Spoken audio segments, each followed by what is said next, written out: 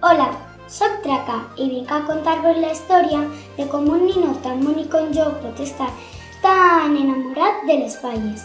Tot això va començar quan una fallereta molt bonica va decidir salvar-me de les flames en el seu gran dia de Sant Josep. Els xiquets i xiquetes vivien les falles d'una manera totalment diferent a l'actual.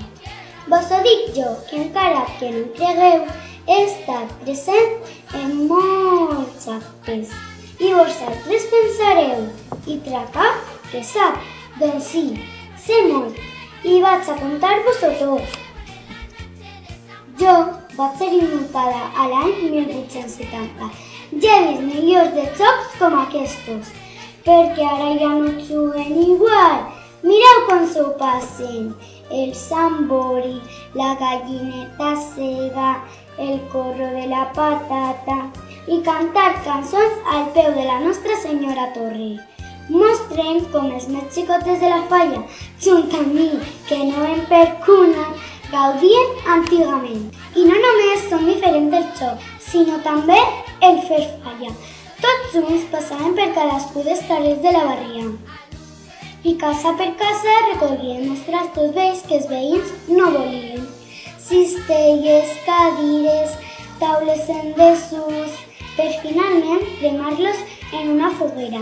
Eixa, com la que us hem mostrat al principi d'aquesta història, on la meva volguda fallereta em va salvar, perquè algun ninot hauria d'aparèixer al llarg de tot aquest conte. Un ninot enamorat de xiquets.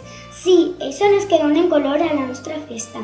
Les seues rialles, el seu estar i els canvis a tradicions tan reconegudes com Torreta, belleta, la falla de Sant Josep, el tío Pep. I ara han passat els anys, però jo seguisc així. Les tradicions han canviat, encara que una bona xocolatada, això no canvia, no? Però sí el sambori o la gallineta cega per una globotada. I mireu, quina quantitat de companys meus hi ha avui en dia a una falla. Pobrets, només els més afortunats sobrevivim al foc del 19 de març.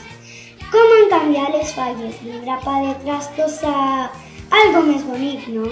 I aplega el dia en el que tot s'acaba.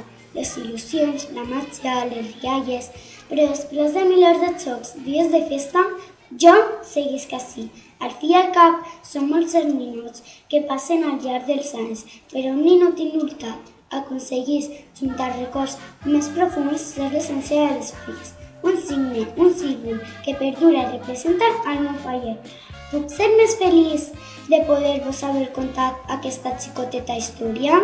No, i tot gràcies a ella, la meva xiqueta.